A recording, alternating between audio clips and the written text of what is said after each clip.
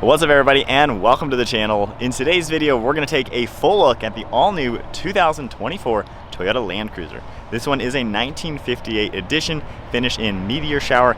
MSRP is $62,700.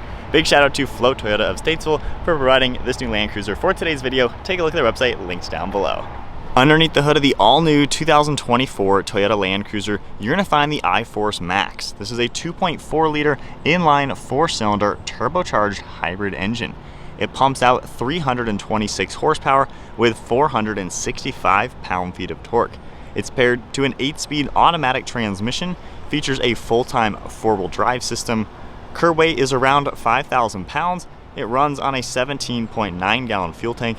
You can expect 22 miles per gallon in the city with 25 out on the highway, and this off-road SUV can even tow about 6,000 pounds.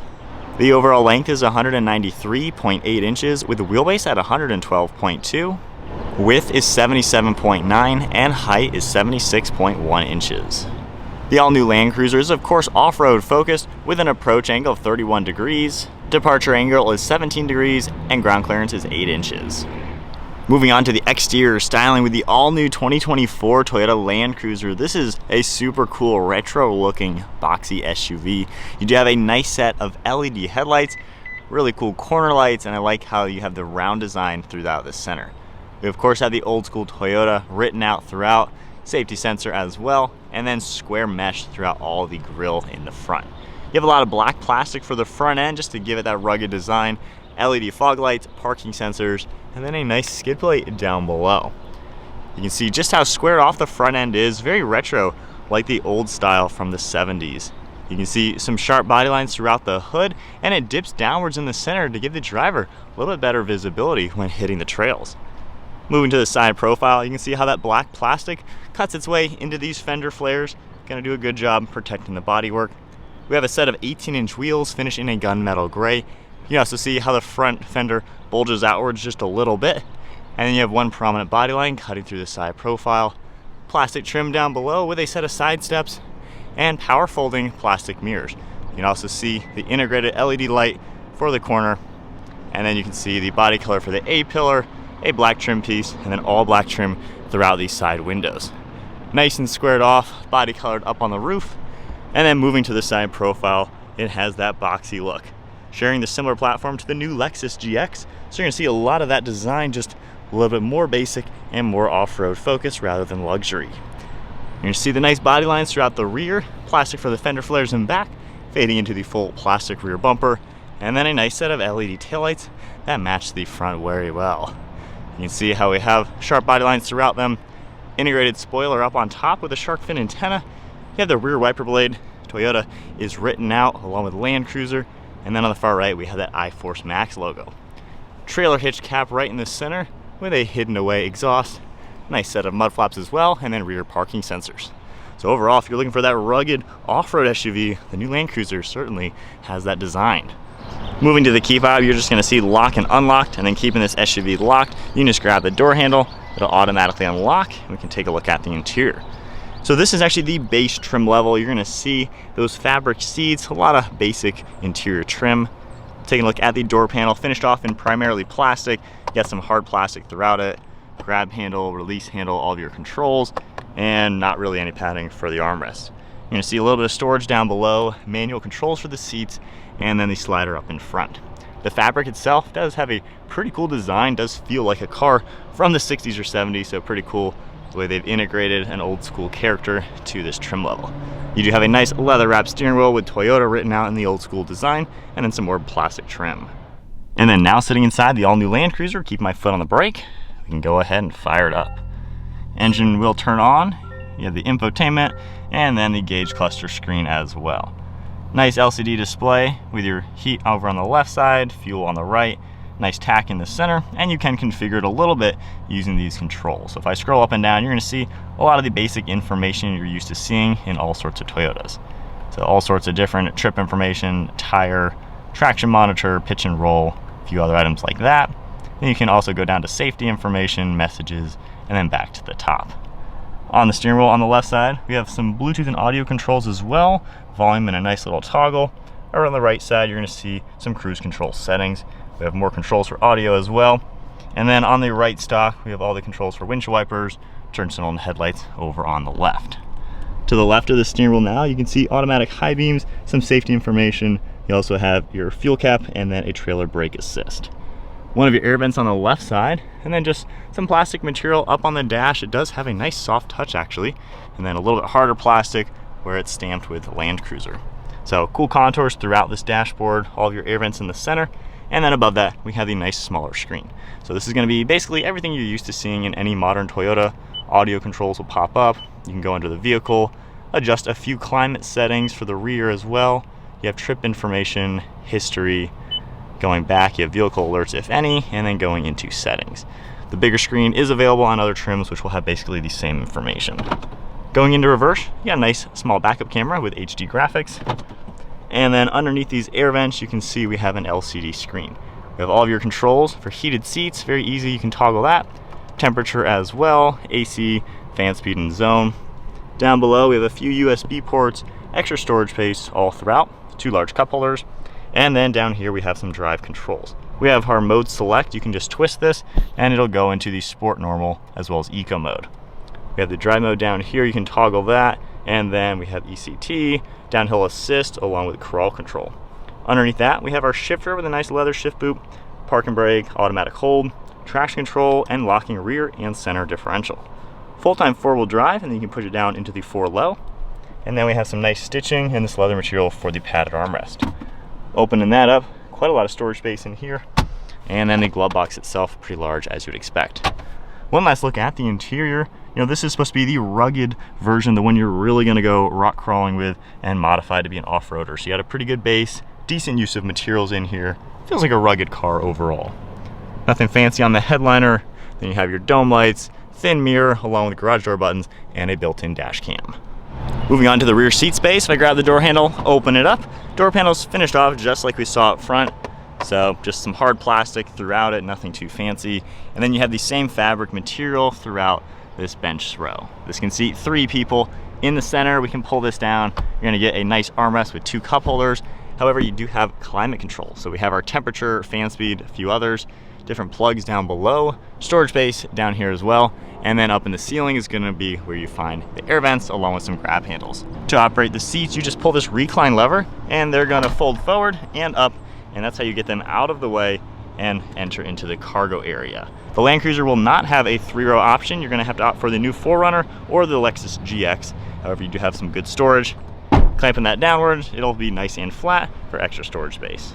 So hopping into the back seat now with the all-new Toyota Land Cruiser. So these seats do recline, that same lever. You can pull them back quite a lot. And actually that is pretty darn comfortable. With the driver's seat at my height, I have really good legroom and footroom.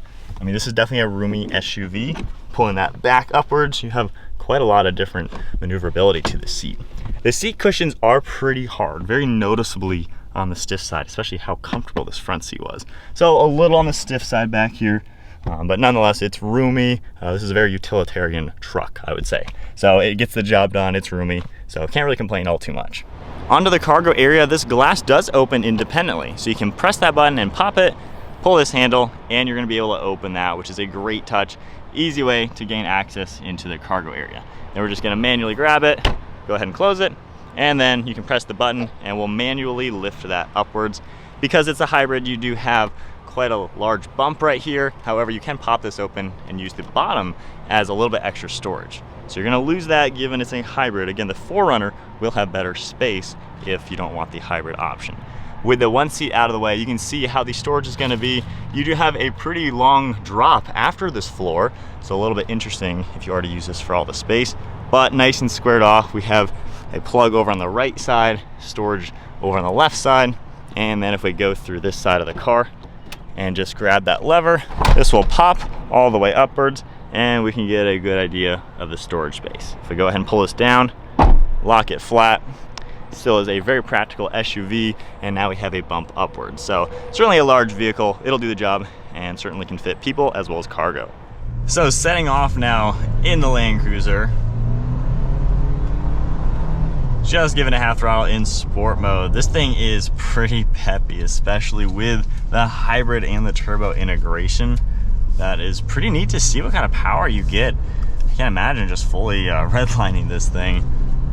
It's a pretty neat vehicle to be in. You definitely feel up high. It's really comfortable sitting in here. I like the view out too. You can see those dips in the hood where you can really see down the center of the hood and the farthest corner. So when you're off-roading in this, I feel like it's gonna be a pretty easy vehicle to place. Visibility is pretty decent, honestly. You can see all around. Really no big deal. Even those headrests aren't really in the way or anything. So it's nice to see. Getting back up to speed in normal mode now. I mean, you have a lot of down and low power from the electronics, and of course the turbo kicks in higher. So really fun to drive vehicle, honestly. The 8-speed does a really good job managing the power too. And I like how you can use the manual shift mode, and it actually seems to let you shift it. So when you give it some throttle, it shifts when you do it. So nice design to give you that, especially if you are gonna do some off-roading or even towing with this. But it's a cool vehicle to be in. The suspension is nice and soft. Of course, that's gonna be great for off-roading, just absorbing all the obstacles in the trails. The steering feels nicely weighted. You know, you can tell it's a higher SUV, so obviously fast turns, it's a little wobbly like a Bronco or a Jeep Wrangler. So obviously, you know, this has those on-road characteristics. It has independent front suspension, solid rear axle, but overall, this is very stable and comfortable to drive in. Not really any wind noise or road noise, even with these Ridge Grappler tires. Really solid setup for the tires. The braking works really well. Of course, there is some regenerative braking with the hybrid system, so that'll assist you in it. All right, so my perspective, honest thoughts. This thing is peppy. With that hybrid and turbo, I mean, this thing starts to move. So really cool to see just the power plant. That's the first time I've driven this iForce engine. Best thing I've driven is the normal new Tacoma with just the turbo. So the hybrid is a cool addition to that, for sure. So if we go into eco mode, let's see how efficient this can really feel and drive. But I like being in this. I like the high up feeling. It feels like something where you're looking over the other vehicles. You have a good view around, and it just has that like off-road SUV style. So I think it's a cool platform. It feels good in this SUV. Like I said, the biggest thing, I mean, that is lame, honestly. Plastic armrest for a $63,000 vehicle, a little lame. I know if you get the higher trim levels, of course, it'll have like the leather and stuff all around it, and you can get real leather in these cars or get the soft tech synthetic stuff. So they do have a pretty good spectrum of the Land Cruiser to where you don't have to get a basic one, of course. I think I spec'd one for about 75 grand for a mid-level, higher spec'd one. But overall, it's cool. I think the power's good. The engine feels really good. This is built in Japan. I know the new Tacoma's built in Mexico, so we'll see if there's going to be a quality difference between what the Land Cruiser is going to do long-term and what the Tacoma's going to do long-term. They're on the same platform overall, same with the Lexus GX. So this is kind of their new platform for this size of off-road SUV and pickup truck. But it's something that's nice to be in, honestly. These seats are really comfortable. I don't even mind the fabric, honestly. I think it feels pretty cool. And like I said, this spec is more for the off-roader. You're gonna be taking this one, modifying it, hitting the trails, getting it dirty, wiping it down. So it does make sense to have some plastics. I like the soft touch on the dash. Again, wouldn't mind some less hard plastic. That's just a little dumb for expensive cars. But the use of materials is decent for the things you actually touch, and there's a lot of storage space in it, and it's a really smooth power delivery. I know a lot of people, of course, the Land Cruiser probably aren't a fan that old V8 in the previous gen is completely gone.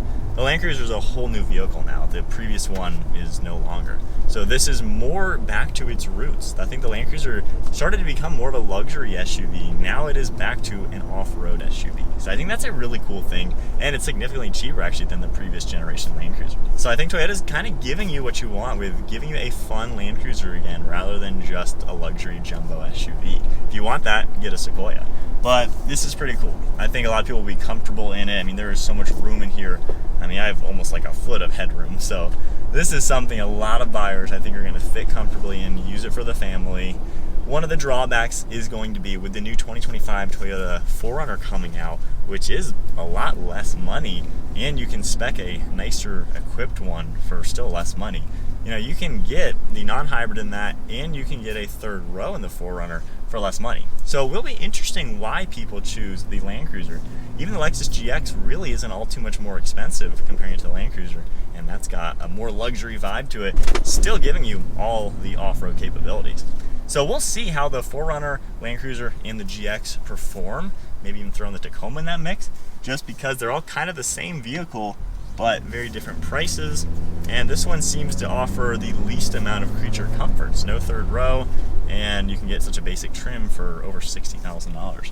So it will be interesting. Overall, it's a cool vehicle, and I think this is the utilitarian vehicle where if you are strictly wanting a super cool off-roader with the name, I think maybe that's why this is priced where it is compared to the 4Runner, just the name. But I don't know, either way, I think it's pretty sweet, and I'd be interested to see what future buyers think of these and how these overall sell. It's fun to drive it with the hybrid. I think the drivetrain's awesome. So overall, pretty cool off-roader. It's got the cool rugged style inside now and some pretty good tech. But that is it for the 2024 Toyota Land Cruiser, the 1958 one. That iForce is a cool little engine. If you enjoyed the video, give it a thumbs up, hit that subscribe button, stay tuned for plenty more content, and a big shout out to Flo Toyota of Statesville for providing this car for today's video. Take a look at the website linked down below, and I'll see you all in the next video.